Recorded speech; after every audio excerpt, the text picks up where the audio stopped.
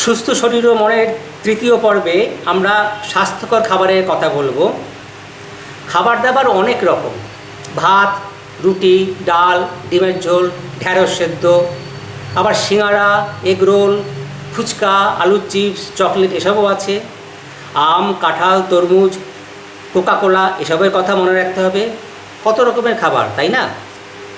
কিছু কিছু খাবারের নাম শুনলেই আমাদের জিভে জল চলে আসে, কারণ ওইসব খাবার আমাদের কারো কারো বড় প্রিয়।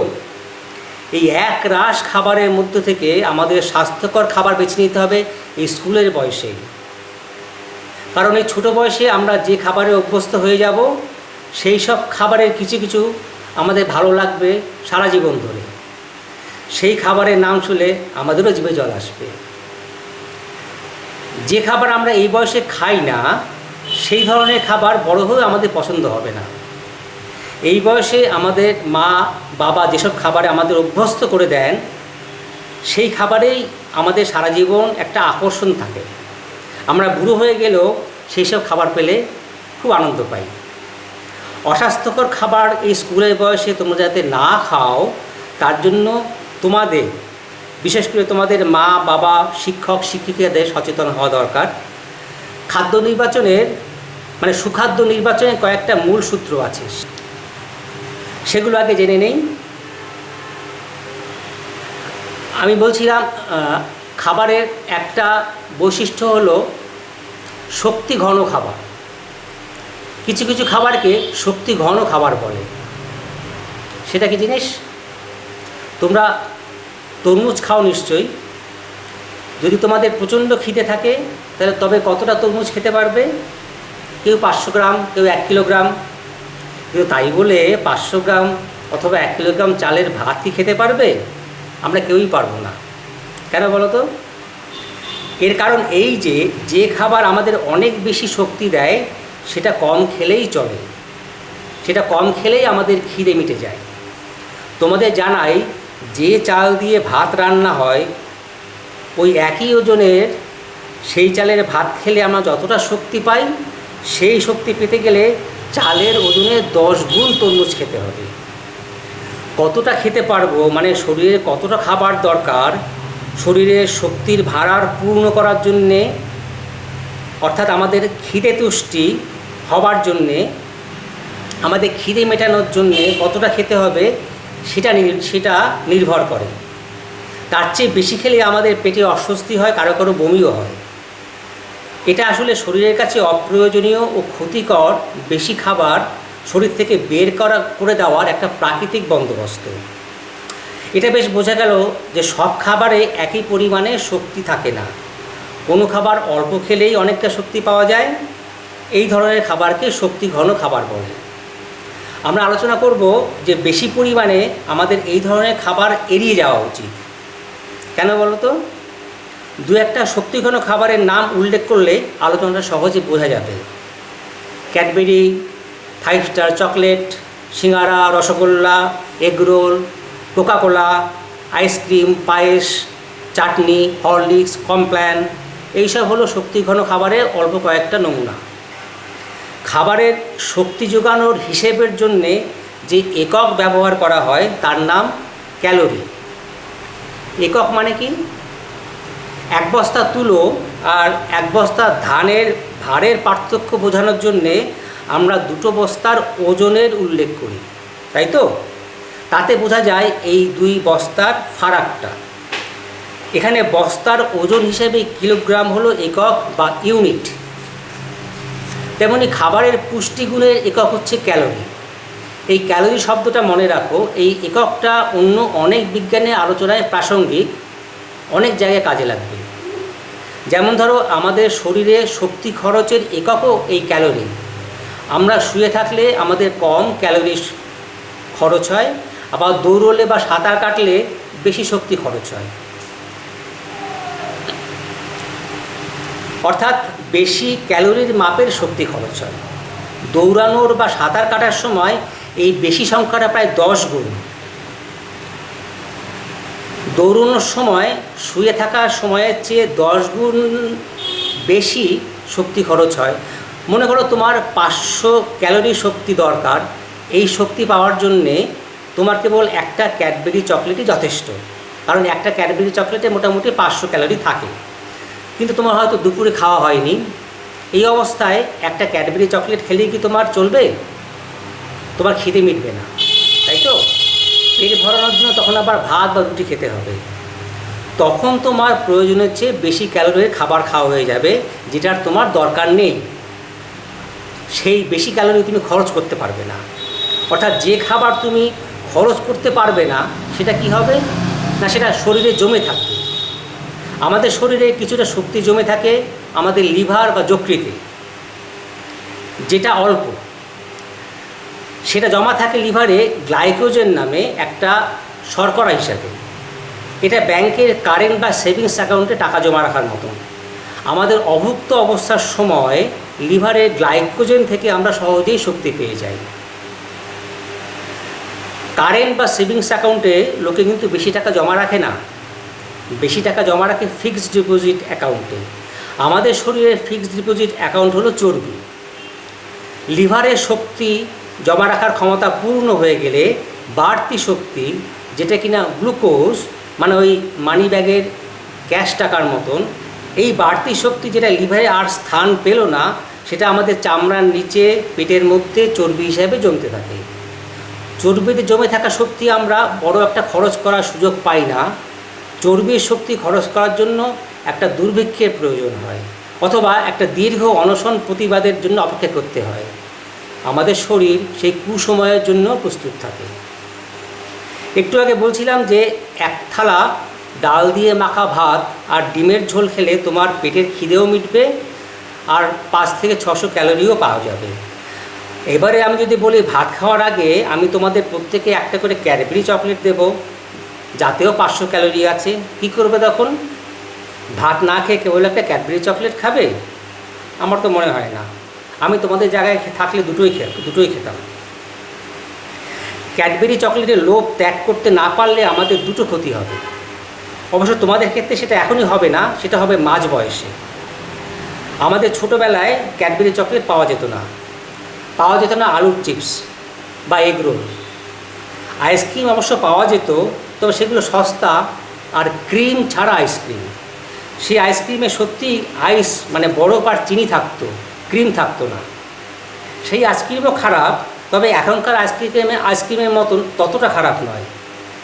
এই যে আইসক্রিম, ক্যাডবেরি চকলেট, আলুর চিপস ইত্যাদি খাবারে আমাদের ক্ষেত্রে প্রথম ক্ষতি হলো আমরা এই সব খাবার খেতে থাকলে ক্রমশ এই সব খাবারে অভ্যস্ত হয়ে যায়। আর দ্বিতীয় ক্ষতি হলো প্রতিদিন একটু একটু করে অতিরিক্ত শক্তি আমাদের শরীরে জমতে থাকে, আমরা মোটা হয়ে যাই। এইসব খাবারের অল্প পরিমাণেই প্রচুর ক্যালোরি বা শক্তি থাকে। এইসব খাবারে একবার আসক্তি জন্মে গেলে, একবার অভ্যেস হয়ে গেলে, সেই অভ্যেস আমাদের দীর্ঘমেয়াদী রোগে আক্রান্ত করার জন্য উপযুক্ত করে দেয়।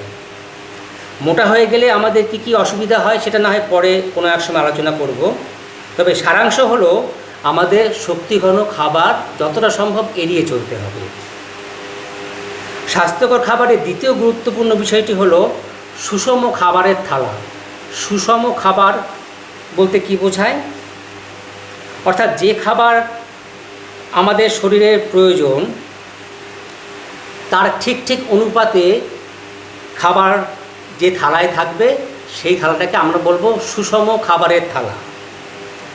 সময়ের সাথে সাথে আমাদের দৌড়ঝাঁপ করা, শরীরে আগের থেকে জমে থাকা শক্তি তৈরির কাঁচামাল ইত্যাদি বিষয়গুলো আমাদের শরীরে কোন রসদ কতটা খরচ হয়ে গেছে, কোন ধরনের খাবারের টান পড়েছে, এইটা বিচার্য সুষম খাবার নির্বাচনের সময়।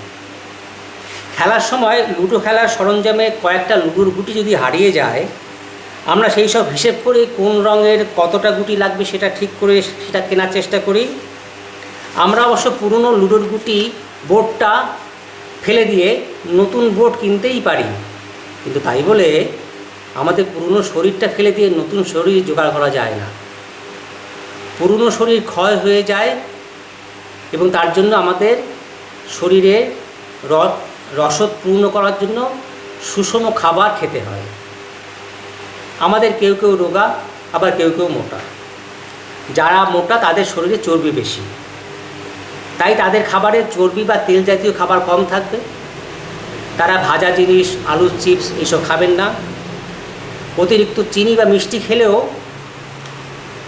সেটা যদি শরীরে জমে যায় তাহলে সেটা খরচ করতে না পারলে তার থেকেও চর্বি তৈরি হয়। এই ব্যাপারে পরে আলোচনা করা যাবে। আমরা কেউ বেশি দৌড়দৌড়ি করি, আবার কেউ বা বিভিন্ন কারণে আমিষ খাই না, সেটা ধর্মীয় কারণ বা পারিবারিক সংস্কৃতি হতে পারে। আমাদের শরীরে দৌড়ঝাঁপের জন্য বিভিন্ন রসদ লাগে। এই রসদগুলিকে প্রয়োজন অনুযায়ী পূরণ করতে হয়। এই রসদগুলিকে প্রাথমিকভাবে কয়েকটা শ্রেণীতে ভাগ করা হয়েছে। সুষম খাবারের থালায় এই সব রকম শ্রেণীর খাবারের একটা স্বাস্থ্যকর অনুপাতের প্রয়োজন হয়। খাবারের যে 6টা শ্রেণী আছে, তার প্রথমটা হলো শর্করা জাতীয় খাবার, যেমন ভাত, রুটি, চিড়ে, মুড়ি, নুডলস, চাউমিন, আলু এইগুলো। দ্বিতীয় শ্রেণী হলো ফ্যাট জাতীয় খাবার বা চর্বি জাতীয় খাবার। এটা হলো যেমন রান্নার তেল, ঘি, মাখন, মাংসের চর্বি, মাছের মাথার ঘিলু। তৃতীয় শ্রেণী হলো প্রোটিন জাতীয় খাবার, যেমন ডাল, ছোলা, মটর, রাজমা, মাছ, মাংস, ডিম। চতুর্থ শ্রেণী হলো ভিটামিন ও খনিজ পদার্থ। এই ভিটামিন এবং খনিজ পদার্থ সাধারণত আলাদা করে খেতে হয় না, শাক সবজিতে থাকে। তবে সেই শাকসবজি সেদ্ধ খেতে হবে। শাকসবজি ভাজলে পরে তার ভিটামিন নষ্ট হয়ে যায়। নুনও প্রয়োজনীয় একটা খনিজ পদার্থ, তবে আলাদা করে আমাদের প্যাকেটের নুন খাওয়া দরকার নেই। প্রাকৃতিক শাকসবজিতে আমাদের দৈনিক প্রয়োজন মতো নুন থাকে। পঞ্চম খাবারের শ্রেণী হলো জল, পানীয় জল। আর ষষ্ঠ এবং শেষ খাবারের শ্রেণী হলো অপাচ্য তন্তু বা হজম হয় না এই ধরনের খাবার। এগুলোকে ফাইবার জাতীয় খাদ্যও বলে। এগুলো কি? এগুলো যেমন শাক সবজি, সজনে ডাঁটা, শাকালু, আপেল, পেয়ারা, তরমুজ, এগুলো সব ফাইবার জাতীয় খাদ্য। এটা খাবারের আয়তন বাড়ায়, পেট ভরায়, খাদ্যনালীতে খাবারের চলাচল ও হজম প্রক্রিয়া সাহায্য করে, কোষ্ঠকাঠিন্য দূর করে। খাদ্যনালীর শেষ অংশ, যাকে বৃহদান্ত্র বলে, সেখানে ক্যান্সার রোগেরও প্রতিরোধ করে এই ফাইবার জাতীয় খাদ্য। ফাইবার জাতীয় খাদ্যের অভাব হলে আমাদের বেশি করে ওই পুষ্টিঘন খাবার খেতে হয় পেট ভরানোর জন্যে, এতে আমরা মোটা হয়ে যাই। তো সুষম খাবারের থালায় কোন শ্রেণীর খাবার কতটা থাকবে? খাদ্য বিশারদ বা ডায়েটিশিয়ানরা এত ব্যাখ্যার মধ্যে সাধারণত যান না, যেরকম ব্যাখ্যা আমরা এতক্ষণ করছি। তারা খাবারের নাম আর ওজন বা পরিমাণ বলে দেয়। আমার মনে হয় সেটা মেনে চলা বেশ কঠিন। আমি একটু সহজ করে বলি। আয়তনের দিক থেকে শর্করা জাতীয় বা প্রথম শ্রেণীর খাবার, যেমন ভাত, রুটি, চিড়ে, মুড়ি, নুডলস, আলু, এগুলো খাবারের 3 ভাগের 1 ভাগ হবে। ফাইবার জাতীয় খাদ্য, যেমন শাক সবজি, ফল, স্যালাড, এগুলো হবে 3 ভাগের আরেক ভাগ। পরে এগুলো 3 ভাগের শেষ 1 ভাগ। এটা ডাল বা আমিষ জাতীয় খাদ্য থেকে নিতে হবে, যেমন ডাল, ছোলা, মটর, ঘুগনি, রাজমা, মাছ, মাংস, ডিম, এইসব। খাবারের থালার আকার বা খাবারের পরিমাণ নিয়ে কিন্তু এখনও বলিনি। এটা সাধারণত আমাদের খিদের মাত্রা ঠিক করে দেওয়ার কথা। আমাদের খিদেটা সেই অনুযায়ী পাওয়া উচিত, যাতে খাবারের পরিমাণটা সেটা দিয়েই নির্ধারিত হয়ে যায়, আমাদের আলাদা করে ভাবতে হয় না।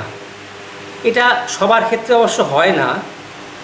তবে তোমাদের মধ্যে যারা মোটা, বিশেষ করে বা আমাদের মধ্যে যারা মোটা, তাদের এই খিদেটা সঠিকভাবে খাবারের আয়তন ঠিক করে দিতে পারে না। আমি একটু সহজ করে বলি।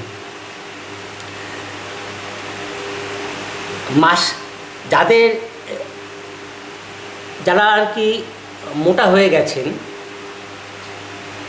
তাদের প্রথমের দিকে একটু কষ্ট করে আধ পেটা খেতে হবে, পেটে কিছুটা খালি রাখতে হবে। এটা যদি কিছুদিন অভ্যাস করতে পারে, তাহলে পরে সেটা কিন্তু ওই অল্প খাবারেই তাদের পরবর্তীকালে খিদে মিটে যাবে।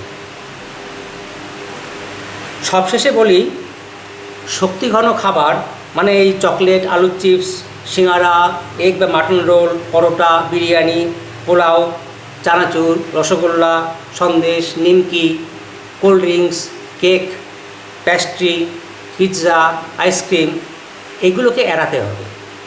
এগুলো খারাপ খাবার। খাবার সময় হয়নি, মানে দুটো খাবারের মাঝখানের সময় যদি খিদে পেয়ে যায়, তখন কি খাবে? পেঁপে, পেয়ারা, ছাতু, মুড়ি, চিড়ে, বালিতে ভাজা বা অঙ্কুরিত ছোলা, এগুলো খেতে পারো। বিস্কুটও কিন্তু এরকম সময়ে একটা খারাপ খাবার।